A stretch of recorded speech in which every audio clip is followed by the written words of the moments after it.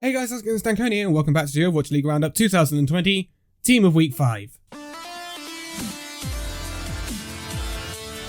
So, by now you should know how this works. We're going to pick our Team of the Week from this week, and of course this is the first week where we've seen hero pools. So, things are a bit different this week compared to the previous weeks. We haven't got the, well, we know this role's going to be playing Mei, so we can purely pick it on that.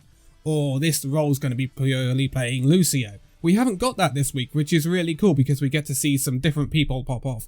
And we get to see some interesting looks from different players in the league. And this is reflected within the Team of the Week this week. But also there are some people that have kept their place from other weeks that we've seen them in previously, because they're just that good that they've looked good on the other heroes they've played this week as well. So, without further ado, let's get into it. As always, we start off with our supports. And to start off in our flex support role, I'm going to have Alarm. Now, it's an interesting pick, Alarm, isn't it? Because Philadelphia Fusion lost their first game this week, and it's the only game they played this week against the Paris Eternal, and lost it very narrowly. But Alarm really impressed me on the Zenyatta this week. Really, really impressed me. To be quite honest, he looked like one of the best, if not the best players on the Fusion this week. Yes, we saw Sado and Carpe get much better in the third and fourth maps, but Alarm, for me, was good throughout, and I think he was really good on that Zenyatta. And it's nice to see him on that Zenyatta for once. We've seen a lot of Alarms, Anna previously, and it's nice to see him get the opportunity to pop off on that Zen. And I thought he was really, really good. So I hope to see more of Alarm Zen in the future, because hero pools are going to change things up. Probably not next week, but in the future I hope we get to see more of it, because Alarm Zenyatta was fantastic this week. And of course he's great on the Anna as well when he needs to play the Anna. So Alarm is going to be my flex support pick, but for my main support pick, this is an interesting one this week, because this has actually been dominated by Brigitte mostly this week, because a lot of teams have been electing the main support, right, has these abilities to keep the flex support safe. So Lucio, who it's been previously, has the boop to peel for his flex support. Whereas we didn't have as much Lucio play this week because we haven't been playing that Rhine Diva comp that needs the mobility. So teams have been moving towards the Brigitte, because flankers have been coming back as well a bit. So Brigitte obviously has that stun to protect her backline from flankers, but she also has the whip shot from her flail as well, which can make sure that the tanks back off if it's being dived. We saw a considerable amount of dive this week, and I think it's been a difficult one for this main support role, because there are some good ones. Arc looked decent, but again, you know, a lot of teams have won and lost or only played one game this week, so it's very difficult to say. All I can say is it's definitely not going to anyone on the Boston Uprising, because the Boston Uprising looked trash. So were the Toronto Defiant, so I'm not going to really give it to any one of them. But there are some honourable mentions here. So there's FD God of the Paris Eternal. Yes, Paris Eternal had an awful display against the Houston Outlaws, but in the Philadelphia Fusion game they looked much improved.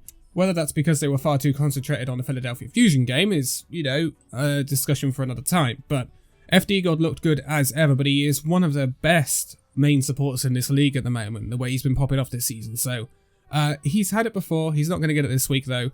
Jexer is an honourable mention of the Houston Outlaws. He stuck to his Lucio mostly this week, and Outlaws got a very comprehensive win over the Paris Eternal. But there are other people as well. So we have Funny Astro at the Philadelphia Fusion. But again, Funny Astro, he was okay, but he did look shackled on that Brigitte a lot, so I'm not going to give it to him. Who I'm going to give it to? It's going to be Animo of the New York Excelsior. I was impressed with Animo this week. I think he had a really solid week for the New York Excelsior. And he also had a really solid week last week. I know this is not judged on last week, but he had a really solid week last week as well. But in all fairness, I haven't seen a main support really stand out this week. In previous weeks, we've seen some supports really stand out, like Jexer stood out a couple of weeks ago, where he was fragging for the Houston Outlaws, and we saw Funny Astro stand out. And in the flex support role, we've seen Alarm stand out from time to time, and Gangnam Jin in the first week for Florida Mayhem. But this week, it's been a bit harder. I'm not going to lie, because at Atlanta Reign, you had Dogman and Massa, who were just, they were swapping. One was playing flex support, one was playing main support, and then they'd swap. They were basically memeing on the Boston Uprising, so I can't really give it to them. But I'm going to give it to Animo, because I think he had a solid week. I don't think anyone had a really outstanding week, but I think Animo had a solid week. I'm going to give it to Animo this time around. And when we move on to our tanks, we are sticking to the New York Excelsior, because our main tank is going to be Mano for the first time this season. So I think it's the first time this season I've given it to Mano. I can't remember now. But we've seen some different looks from different teams. Again, Florida Mayhem messed around with having Fate in the squad. It worked this time, but I wasn't overly impressed with him. Paris Eternal, we saw No Smite and Bembest this weekend. Bembest had a good display against the Philadelphia Fusion, but not brilliant. I think I prefer Bembest on the Rhine. No Smite, they lost 3-0 to the Houston Outlaws, so there we go. Muma is an honourable mention this week, believe it or not. Muma could have taken this. I'm still not convinced about it. I'm still not convinced about Muma, but he is definitely significantly improved on the Winston. So I'd like to see Houston Outlaws try and stick to that. Obviously not next week, because yeah, Winston's banned. So I don't know what Houston. Well, mind you, Houston aren't playing next week. They're not playing until the 9th week now. So Houston not got a big break, but Muma is definitely improving, and he's an honourable mention for this spot this week. Can't give it to Fusions.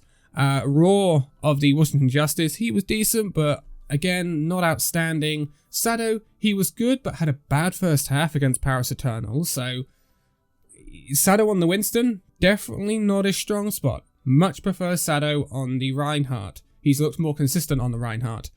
Atlanta played Gator this week in the main tank role. Again, he was impressive, but they were playing the Boston Uprising. So it's a case of, well, you're up against a team that you're gonna slap. And as I said just now, they were practically memeing on them in the support role. So I'm going to give it to Mano this week. He had a good display against the Washington Justice, and I think he is as stable as ever in that main tank role for New York Excelsior. And I think he's finally adjusting to the new playstyle of the New York Excelsior, becoming more aggressive, which I think is only a good thing for the Excelsior. And of course, they got to go back to that Winston dive that we saw from them in 2018, and it just looks so clean and so awesome. So I'm going to give it to Mano this week. And the great thing is this allows me to reignite a classic tank duo, because in the off tank, it's Meko. Meko had a fantastic display for the Houston Outlaws this week against Paris Eternal. Meko outplayed one of the best divas in the league, that's Hanbin, time after time. Meko was phenomenal for Houston this week. One of the most standout players from the whole week, in my opinion. I think without Meko, Houston would have found that much more difficult to pull off that 3-0. And he's finally, I think, settling down into this Houston Outlaws squad. And I think he's finally starting to mold into it, with the help of Jexa and the rest, obviously. And it's really pleasing to see, because if Houston Outlaws can get Meko to play like he played against the Paris Eternal all the time, and then have it all mold in with the rest of the squad, and have the rest of the squad popping off as well, I think Houston have a lot of potential. And I've said this all along, but it just needs to be worked out. Meko had a fantastic week this week, and he will get the off-tank role this week, that's without a doubt. Because a lot of other tanks actually didn't impress me this week. The other person I could have put here is Hawk. But the reason I didn't put Hawk in here is because, again, the Atlanta Reign were playing the Boston Uprising. So Hawk is going to look good against the Boston Uprising. Last week, when Atlanta Reign had tougher matches, Hawk didn't look very good. He looked like the weak link for Atlanta. So that's a problem. That's a problem in my eyes. New York Excelsior Hotbar was good. He was consistent. But again, I don't think he was as outstanding as Meko was. And Hanbin, I think he's had the worst week he's had in the Overwatch League so far. Again, difficult to say, because I don't think Paris Eternal perhaps prepared sufficiently for the Houston Outlaws, and they had a tough match against Philadelphia, so it's arguable. And Poco at the Philadelphia Fusion, again, had a consistent good week, but I don't think I can give it to anyone else but Meko. Meko popped off so well for the Houston Outlaws this week, he deserves that spot. So, moving on to the DPS then. And again, as ever, it gets difficult when you get to the DPS, because there have been some very good DPS performances this week. We have seen Yaki for the Florida Mayhem. He played actually quite a bit in May. He was really good. We saw Edison for the Atlanta Reign. He looked really good. So did Erster. Again, Atlanta Reign were playing Boston Uprising though, so We have to take that into account. Then we see Washington, Corey, and Stratus as good as ever. But again, they're great. They're good, but they're not, popping off to the point where they're carrying them to an unexpected win. Like, if they'd beaten New York Excelsior and it was Corey or Stratus carrying that game, then they'd be in this, without a doubt. Philadelphia Fusion, Carpe, he had a good second half against the Paris Eternal, but he looked, in my opinion, a bit lost early on. We saw him a lot on the Tracer, which is a different look for him compared to recently where we've seen him in McCree and Widowmaker. But I do think Philadelphia Fusion lacks something when Carpe is not on the McCree or Widowmaker, because I think that's honestly what lost them this game. Yes, they looked disjointed, and Paris Eternal looked like they came in with a very good game plan and executed it well. But Philadelphia Fusion, if you've seen over the last few weeks, and most notably remember on Nepal, where it was last fight, it looked like Fusion were going to lose the fight, and he just comes back on the Widowmaker, pops 3, and they turn the fight. Philadelphia Fusion didn't have that this week from Carpe. They didn't have that massive pop-off potential. He did pop off sometimes on things like the Tracer, but not to the extent he does on the McCree and Widowmaker. And I think if they'd had McCree and Widowmaker this week, I think they would have won against the Paris Eternal. And I think it would have been 3-1 or so. So I think it's not against Carpe, don't get me wrong. I just think they rely a bit too much on his McCree and Widowmaker to pop off when they're in need. That's all I'm going to say about that. Ivy, he had an up and down week for the Philadelphia Fusion. We saw him a lot on the Soldier 76, and he was okay. But again, nothing special.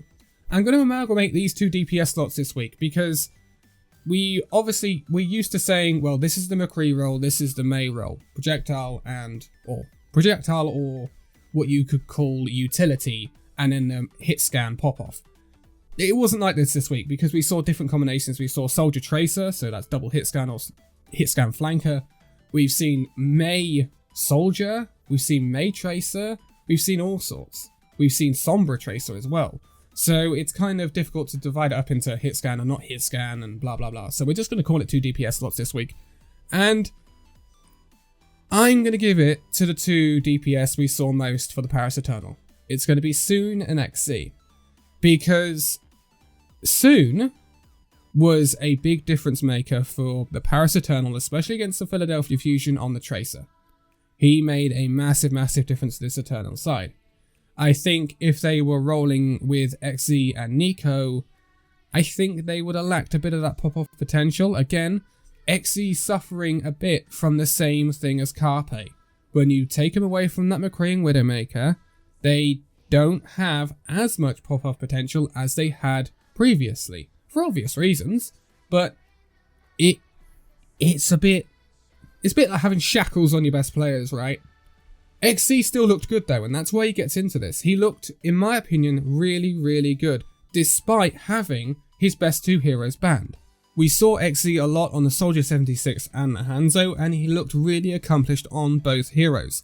And a lot of the time, I think he got more value out of his Soldier 76 than Ivy did at the Philadelphia Fusion. At times, Ivy looked a bit out of sorts. He looked like he was a bit out of position, and it kind of worries me about the Philadelphia Fusion because Ivy really, he can play the hit scan, but he's not a hit scan player. He's more used to those projectile utility heroes like the May. That's what we've seen Ivy pop off on the May recently. He's been so good. But this week he looked a little bit lacking, and I think it's slightly worrying for the Philadelphia Fusion in the short term that they don't have the depth to play that kind of double hit scan. If they need, say, Carpe to move over to the Trace or something like that, they don't seem to have the depth to cope with that. Obviously that will change when they get their new player who is currently underage, Hisu. Hisu is very accomplished on that hit scan role, as well as some actual projectile heroes as well, like the Hanzo. So that'll change when Hisu comes of age. Actually, not too far away now. At the end of March, Hisu comes of age. So Philadelphia Fusion will only get stronger when they want to play something like double hit scan or hit scan flanker, which will be much, much better for the Philadelphia Fusion this week, and I think that's where they lacked ever so slightly, because I think Ivy was ever so slightly uncomfortable on that Soldier 76, and I think that showed. But I am going to give it to Soon and XC, and I think this really worked for the Paris Eternal. They kind of messed around a little bit in that first game against the Houston Outlaws, but when they came into the Philadelphia Fusion game with a set game plan with Soon and XC in the side, they looked really good. And it was really good to see that Soon, in his first week of the Overwatch League this season, he hasn't lost anything on that Tracer. That's for sure. But I'm going to leave it here for this one. We will be looking at the meta probably tomorrow, and what we will see in week 6. Again, it's going to be perhaps reversing back to what we saw week 4 and previous weeks before that because of the bans that were selected at the end of last week. But for now, thank you guys so much for watching the video. If you liked it, give it a like, subscribe if you're new, and I will see you in the next video. See you then.